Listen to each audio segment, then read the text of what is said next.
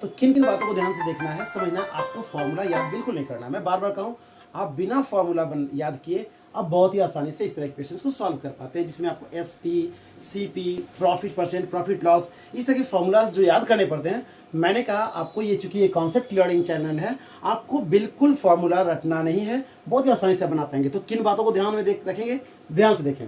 सबसे पहले आपको बताया गया कि एक शॉपकीपर है जो अलाउ करता है कस्टमर को 10% का डिस्काउंट अलाउ करता है।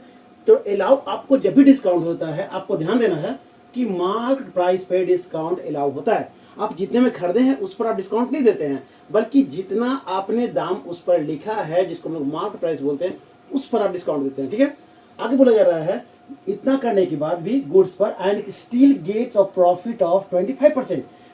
शॉपकीपर कहता है कि मैं 10% का डिस्काउंट देता हूं मार्क प्राइस पे, लेकिन मैं फिर भी 25% का क्या करता हूं, प्रॉफिट कमाता हूं। ठीक है, तो प्रॉफिट किस पे होता है, ध्यान देंगे। प्रॉफिट जब भी होगा CP पर होगा, डिस्काउंट जब भी देंगे आप तो मार्क प्राइस पे देंगे। अब कैसे इस तरह के क्वेश्चन को आप सॉल्व करेंगे कि आपको पता चल पाएगा एक्चुअल कॉस्ट प्राइस उसका क्या था। ठीक है, what is the actual cost.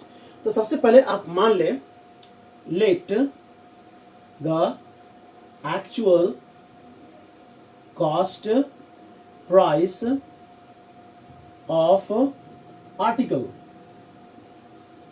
आप क्या मान लेंगे, X मान लीजिए। ओके, अब अकॉर्डिंग टू क्वेश्चन, जैसा कि मैंने आपको बताया है, आप ध्यान से सॉल्व करने का प्रयास करेंगे, कुछ नहीं करना है, आपको बस सेट कर देना है। तो आपको बोला गया कि मार्क प्राइस पे आप क्या कर रहे हैं, 10% का डिस्काउंट कर रहे हैं। जब भी परसेंटेज की बात हो, ध्यान देना है आपको, 100 पे ध्यान देना है। तो 100 में यानी 10% का ऑफ कर रहे हैं, डिस्काउंट दे रहे हैं, तो माइनस करेंगे। तो आप लिखेंगे कि मार्क प्राइस, चूंकि आपको मार्क प्राइस बताया हुआ है, ध्यान देंगे आप, मार्क प्राइस दिया हुआ है 250, तो आप लिखेंगे 250। इस 250 पर आपने क्या किया है, 10% का डिस्काउंट दिया है। मैंने कहा कि जब भी डिस्काउंट दिया आप 100 में से माइनस कीजिए, तो आप लिखेंगे इंटू 100 माइनस 10, और परसेंट के लिए आप लिखेंगे 100। ओके, इज इक्वल टू, अब क्या बोला जा रहा है, सेकेंड कंडीशन, ये तो आपका हुआ इतने में उसने सामान को बेचा है।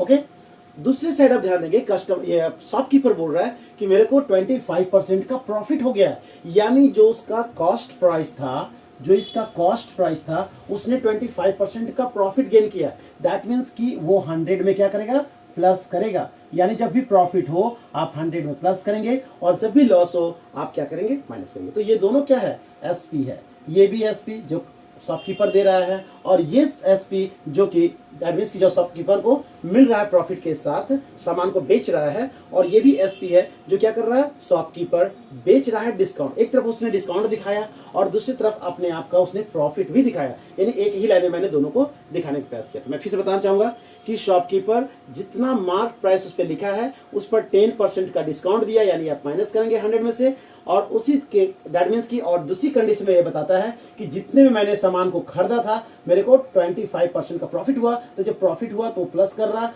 और जब डिस्काउंट दे रहा है तो वो माइनस कर रहा है। ध्यान देंगे आप, और कैसे आप कितनी आसानी से X का वैल्यू यानी कि आप कॉस्ट प्राइस निकाल पाते हैं। ओके, तो आप लिखेंगे 250 into 100 minus 10 is equal to 90 by 100 is equal to X into 100 और 50 ऐड करेंगे तो 125 बाई 100। ओके, अब क्या करना है, इस X को आप रोक लीजिए। ओके, जैसा कि मैं बताता हूँ, बार बार कट करने से अच्छा है कि आप क्या करेंगे, X को रोक लेंगे और इधर वाले नंबर को इधर ले आएंगे। ठीक है, तो आप लिख सकते हैं X इज इक्वल टू आपके पास है 250 इंटू 90 बाई 100, और ध्यान देंगे जो डिवाइड में है इधर आकर मल्टीप्लाई होगा, यानी 100, और जो मल्टीप्लाई में है इधर आकर डिवाइड हो जाएगा। यानी कहने का मतलब ये हुआ कि आप इस नंबर को जो आप देख रहे हैं, जो मल्टीप्लाई में इधर साइड आने पर क्या होता है, वो चेंज हो जाता है। दैट मीन्स कि डिनोमिनेटर न्यूमरेटर में चला जाएगा और न्यूमरेटर डिनोमिनेटर में चला जाएगा, इसलिए आपका X आसानी से आप निकाल सकते हैं। तो आप कैसे सॉल्व करेंगे, 100 से 100 कैंसिल करेंगे। ओके, और 125 से 2 टाइम में 225 को मल्टीप्लाई कर देंगे, और 92 से 180, तो आप लिख सकते हैं इसलिए, दैट मीन्स कि देयरफॉर X जो आपका है वो कितना आ गया, 90 इंटू 2 यानी 180। तो ये 180 क्या है, कॉस्ट प्राइस है। तो आप लिख सकते हैं so the required cost price is, कितना आपका आ गया, 180 ₹180। तो आपने देखा कि बहुत ही आसानी से आपने इस तरह के क्वेश्चंस को सॉल्व किया बिना कोई फॉर्मूला याद किए हुए। तो मैं चाहूँगा कि यदि आपको इस तरह के क्वेश्चंस या सॉल्यूशन समझ में आते हो तो कमेंट बॉक्स में अपने प्रॉब्लम को शेयर करें, ताकि किस तरह के क्वेश्चंस आप जानना चाहते हैं और किस तरह के क्वेश्चंस को मैं आपको प्रॉब्लम होता है। ओके स्टूडेंट्स, ताकि मैं आपके लिए वीडियो बना सकूँ। Thank you.